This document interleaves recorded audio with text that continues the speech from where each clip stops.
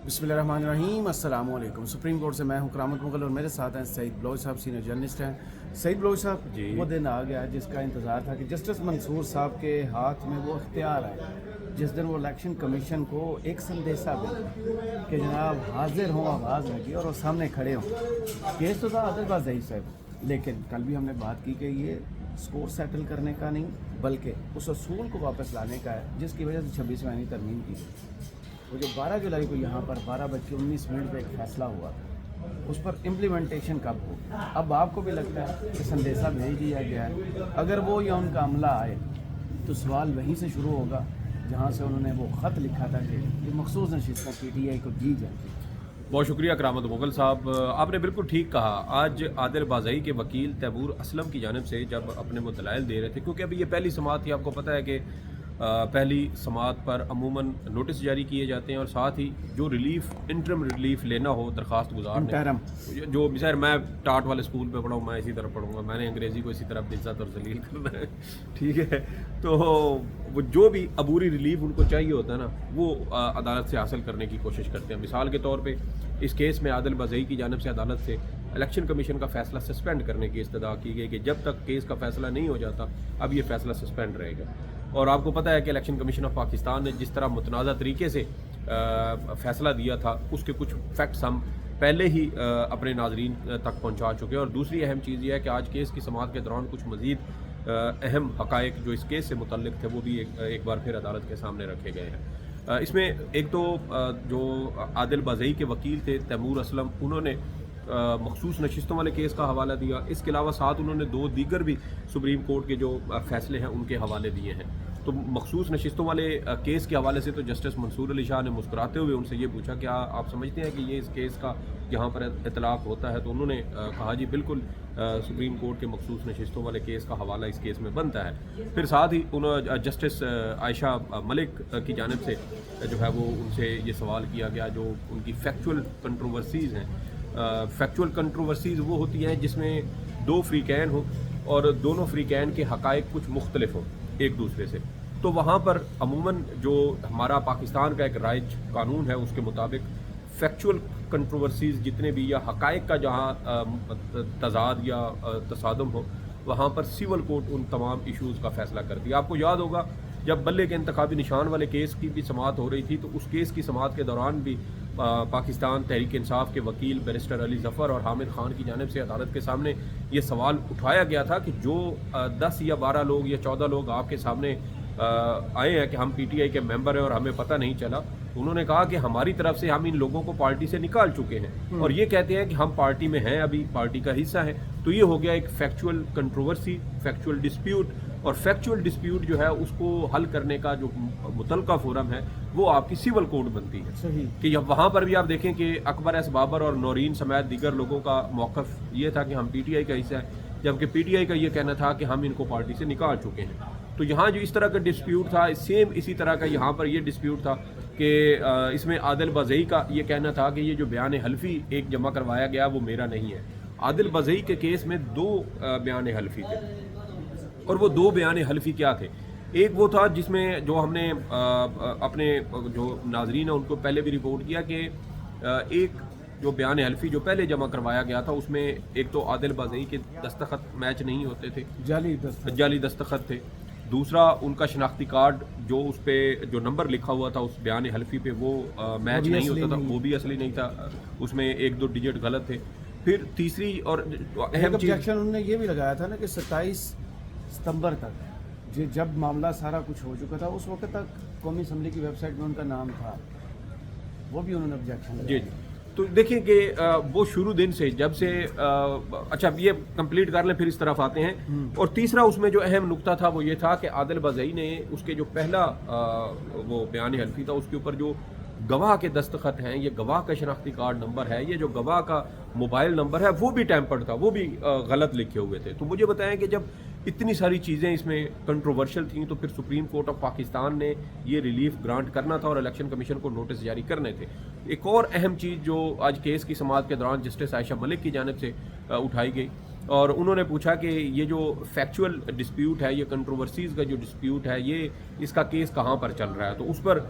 جو وکیل تھے عادل بازئی کے تیمور اسلم, انہوں نے عدالت کو یہ بتایا کہ اس وقت سول کورٹ کے اندر یہ ڈسپیوٹ چل رہا ہے کہ عادل بازئی کا کون سا حلف نامہ جو ہے وہ درست ہے اور کون سا غلط ہے, کیونکہ عادل بازئی کا یہ کہنا ہے کہ میں نے جو دوسرا بیان حلفی جمع کروایا ہے وہ میرا اصلی ہے, اس سے پہلے والا اصلی نہیں ہے. تو آپ دیکھیں کہ نوٹری پبلک اس کی پہلے بیان حلفی کی تصدیق نہیں کر رہا جو جعلی ہے, جس پر ان کا شناختی کارڈ نمبر اور یہ ساری چیزیں غلط لکھی ہیں, اور یہ سارے حقائق الیکشن کمیشن آف پاکستان کے سامنے موجود تھے, اور اس کے باوجود الیکشن کمیشن آف پاکستان نے عادل بازئی کو ڈی سیٹ کیا. اور یہاں پر ہمیں واضح طور پر الیکشن کمیشن کی وہ جو ایک ہوتی ہے نا خدمت گزاری شریف خاندان کی, اور خاص طور پر نواز شریف کی, کہ وہاں سے ایک حکم آ گیا ہے بنو شریفہ سے, تو بس یہ وہی اب سب سے اہمیت کی حامل چیز ہے. اس کے علاوہ جو حقائق یا جو چیزیں منظر عام پر موجود ہیں ان کی ضرورت ہی نہیں ہے. اور ساتھ عدالت نے آج الیکشن کمیشن آف پاکستان کے اس اعتراض پر بھی, اس اختیار پر بھی سوال اٹھایا کہ الیکشن کمیشن آف پاکستان کا دائرہ اختیار کیا بنتا ہے کہ وہ فیکچول جو کنٹروورسیز ہے اس کے اوپر بیٹھ کے فیصلہ کرے. جیسے میں نے کہا کہ اگر کوئی فیکچول ڈسپیوٹ ہے دو فریقین کے درمیان کے, ایک کا موقف ایک ہے دوسرے کا مختلف ہے, تو اس کا جو گراؤنڈ, اس کا جو فورم ہے وہ ہے سول کورٹ آپ کی, اور سول کورٹ اس کے اوپر فیصلہ کرے گی کہ ان دونوں فریقین میں سے درست کون ہے اور غلط کون ہے. اور الیکشن کمیشن آف پاکستان نے یہ جو سول کورٹ کا اختیار تھا وہ بھی اپنے پاس انہوں نے لے لیا, اور اپنے پاس یہ اختیار رکھتے ہوئے الیکشن کمیشن آف پاکستان نے ایک جو بیان حلفی تھا اس کو تسلیم کر لیا, دوسرے کو اس نے مکمل طور پہ رد کر دیا. تو یہ جو سول کورٹ کا دائرہ اختیار استعمال کرنا, یہ ایک بڑا اہم نقطہ ہے کہ الیکشن کمیشن کیسے سول کورٹ کا دائرہ اختیار استعمال کر سکتا ہے. جو بلے کا انتخابی نشان والا کیس تھا اس میں بھی پاکستان تحریک انصاف کا یہی اعتراض تھا کہ سپریم کورٹ آف پاکستان اپنی طرف سے جو سول کورٹ کے اختیارات ہیں وہ استعمال نہیں کر سکتی. اگر ان کا یہ موقف مان بھی لیا جائے کہ یہ پی ٹی آئی میں ہے تو اس کا متعلقہ فورم سول کورٹ ہے, سول کورٹ میں جائیں, وہاں پر ہم بھی جائیں گے اور وہاں پر ہم بھی اپنے تمام تر جو ریکارڈ ہے وہ رکھیں گے اور یہ بھی رکھیں گے, اور اس کے بعد سول کورٹ یہ ڈیسائیڈ کرے گی کہ ہم دونوں فریقین میں سے درست کون ہے اور غلط کون ہے. لیکن اس میں قاضی فائز عیسیٰ نے سول کورٹ کے اختیارات کا غلط استعمال کیا, اور یہاں پر Election Commission of Pakistan civil court کے اختیارات کو استعمال کر رہا ہے جو اس کا دائرہ اختیار بنتا ہی نہیں ہے. اور جسٹس منصور علی شاہ نے کیس کی سماعت کے دوران یہ کہا, کیٹیگوریکلی کہا کہ ہم اس بات کا بھی تعین کریں گے پہلے کہ یہ جو الیکشن کمیشن آف پاکستان کا دائرہ اختیار تھا کہ وہ سول کورٹ کے اختیارات کو استعمال کرتے ہوئے دو بیان حلفی میں سے ایک کو ٹھیک کر دے دوسرے کو غلط کر دے. تو یہ میرے خیال میں کافی ساری چیزیں الیکشن کمیشن آف پاکستان کے اگینسٹ جا رہی ہیں. پھر دوسری اہم چیز یہ ہے کہ آج جیسا میں نے کہا کہ کیس کی سماعت کے دوران مخصوص نشستوں والے کیس کا بھی ذکر آ گیا, انہوں نے حوالہ بھی دے دیا. تو اب جب یہ کیس چلے گا تو ممکن یہی ہے کہ اس میں کہیں نہ کہیں کوئی نہ کوئی ایسی آبزرویشن مخصوص نشستوں والے فیصلے پر بھی آئے گی. اور دوسری اس میں اہم چیز جو آپ نے بات کی کہ الیکشن کمیشن کی ویب سائٹ کے اوپر ان کا 27 ستمبر تک نام رہا. تو جب سے عادل بازئی ممبر قومی اسمبلی بنے, انہوں نے حلف اٹھایا, اس وقت سے لے کر آج تک وہ مسلسل اپوزیشن کے بینچز جو پاکستان تحریک انصاف کے بینچ بنتے ہیں اس کے اوپر بیٹھے تھے, وہ کبھی حکومت کی سائڈ پر گئے ہی نہیں ہیں. تو اگر حکومت نے ایسا کوئی بیان حلفی ان کی جانب سے تھا تو پھر اس کے اوپر ابتدائی طور پہ کوئی کارروائی ہونی چاہیے تھی کہ یہ ہمارے ساتھ آ کے بیٹھ گئے. اور آپ دیکھ لیں کہ ایک شخص جو چودھری الیاس تھے گجرات سے, انہوں نے پہلے اختلاف کیا, ان کے خلاف بھی یہی تھریٹ کیا گیا کہ آپ کو بھی ڈی سیٹ کروا دیا جائے گا. وہ جا کے دوبارہ مسلم لیگ نون کے ساتھ بیٹھ گئے, ان کا ریفرنس نہیں آیا اور ان کے خلاف ریفرنس آ گیا. تو یہ چیزیں آنا, اور سب سے اہم بات کہ جس وقت 14 ستمبر والا آئینی ترمیم والا معاملہ بنا, بلکہ اکتوبر والا جو معاملہ تھا یہ آئینی ترمیم کا, جب اکتوبر میں آئینی ترمیم منظور ہو گئی تو اس کے بعد نواز شریف صاحب یہ ریفرنس بھیج رہے ہیں, اور اس کو بنیاد کیا بنا رہے ہیں کہ انہوں نے جو بجٹ پاس ہوا تھا اس میں انہوں نے پارٹی احکامات کی, پارلیمانی پارٹی کی ہدایات کی خلاف ورزی کی ہے. تو سوال یہ پیدا ہوتا ہے کہ جو چیز آج سے 4 مہینے 5 مہینے پہلے گزر چکے تھے جون میں, تو جون کے بعد آپ سوئے ہوئے تھے کہ آپ نے آ کے اکتوبر میں آ کے اس کا فیصلہ کرنا, اور اس وقت کر رہے ہیں جب آئینی ترمیم منظور ہو جاتی ہے اور یہ شخص آئینی ترمیم میں آ کے ووٹ نہیں دیتا. اور سب سے اہم چیز کہ اگر یہ آپ کی پارٹی میں تھا تو پھر اس کے کوئٹہ کے اندر ان کا پلازا کیوں گرایا گیا, ان کی دیگر جو املاک تھی ان کو نقصان کیوں پہنچایا گیا. اگر فیکچول ڈسپیوٹ تھا تو وہ تو پھر آپ اس کے ساتھ بیٹھ کے حل کر سکتے تھے. تو اس کا مطلب یہ ہے کہ وہ بیسیکلی پاکستان تحریک انصاف کے ہی تھے، کیونکہ ہم جو گزشتہ چند ہفتوں کے چند سالوں بلکہ 2.5 سال اور گزشتہ چند ماہ کے دوران خاص طور پہ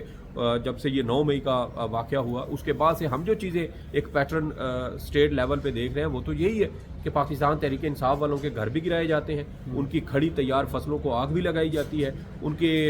جو کاروباری ان کے معاملات ہوتے ہیں ان کو نقصان پہنچایا جاتا ہے، ان کی فیکٹریاں سیل کی جاتی ہیں، ان کے مزدوروں کو بے روزگار کیا جاتا ہے. تو یہ سارے جو ظلم و ستم ہو رہے ہیں یہ تو پی ٹی آئی کے ساتھ ہو رہے ہیں، اور عادل بازئی کے ساتھ بھی سیم اسی پیٹرن پر کوئٹہ میں ان کے 2 پلازے گرا دیے گئے. اگر وہاں پر کسی قسم کا کوئی ڈسپیوٹ تھا تو متعلقہ جو کوئٹہ ڈیولپمنٹ اتھارٹی کے ذریعے آپ نوٹس کرواتے، اس پہ کارروائی رکھتے، باقاعدہ ایک پروسیجر موجود ہے کہ اس کو کارروائی کا سماعت کا موقع دیا جاتا ہے، اپنا موقف رکھنے کی کوشش جو ہے وہ اجازت دی جاتی ہے، تب جا کے کارروائی ہوتی ہے.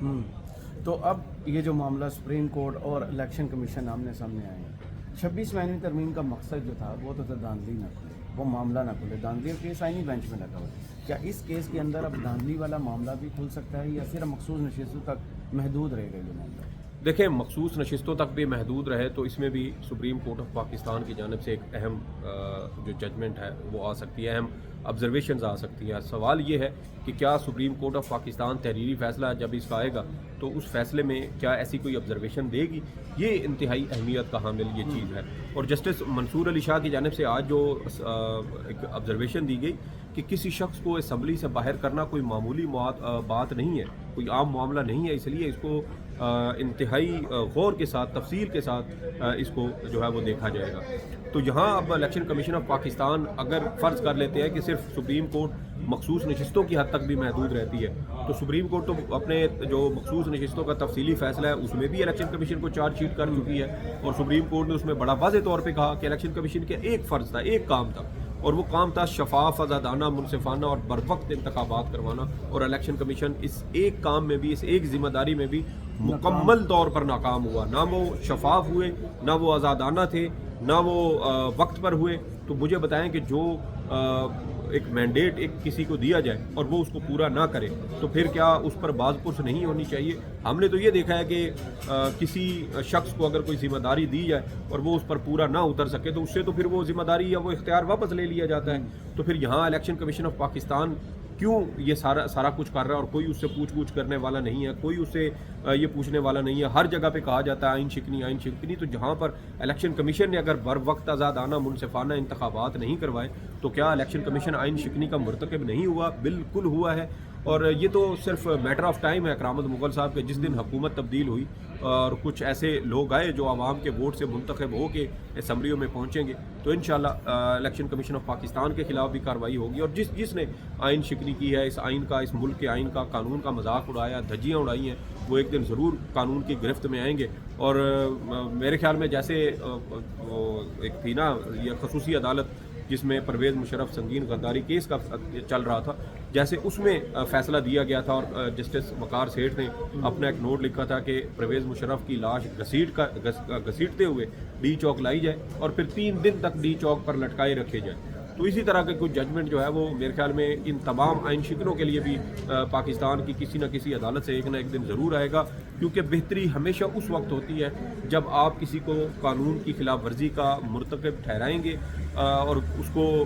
قانون کی گرفت میں لائیں گے، قانون کے کٹہرے میں لائیں گے، اس کے اقدامات پر اس سے پوچھ کریں گے تو پھر ہی یہ سارے معاملات رک سکتے ہیں. اگر کوئی شخص مسلسل ٹریفک سگنلز کی خلاف ورزی کر رہا ہو اور بھی بہت سارے لوگ کر رہے ہوں تو جب تک آپ ایک کو روک کے اس کے خلاف کارروائی نہیں کریں گے دیگر کو بھی عبرت نہیں ملتی. تو یہاں ضروری ہے کچھ نہ کچھ ایسا ہو. اور میرے خیال میں سپریم کورٹ ایک بار پھر الیکشن کمیشن کی نالائکی، نہلی کو اگر اپنے فیصلے کا حصہ بنا دیتی ہے تو یہ کوئی معمولی بات نہیں ہوگی اور ان پر اثر بھی کوئی نہیں ہوگا. نہیں، اثر ضرور ہوگا کرامت مغل صاحب، آج نہیں تو کل. جیسا میں نے کہا چیزیں اثر ضرور کرتی ہیں. اور آپ یہ دیکھ لیں کہ آئینی بینچ کے حوالے سے ہم کہتے ہیں کہ شاید ان کو کوئی فرق نہیں پڑتا، لیکن بہت فرق پڑتا ہے، بہت دباؤ میں ہے. اور بلکہ یہاں تک کہا جاتا ہے کہ جیسے ہم کوئی گناہ کر رہے ہیں. میرے خیال میں گناہ تو کر رہے ہیں آپ کہ جس طریقے سے آئینی بینچ بنا، جس طریقے سے آئینی ترمیم منظور ہوئی، یہ کوئی معمولی بات نہیں ہے. اور اب دیکھنا یہ ہے کہ آئینی بینچ والے بھی کیا وقت سے پہلے ان چیزوں کو بھانپ لیتے ہیں، سمجھ لیتے ہیں تو ٹھیک ہے، ورنہ قدرت اشارے ہی دیتی ہے. اس کے بعد تو پھر اشارہ جب رک جاتا ہے تو پھر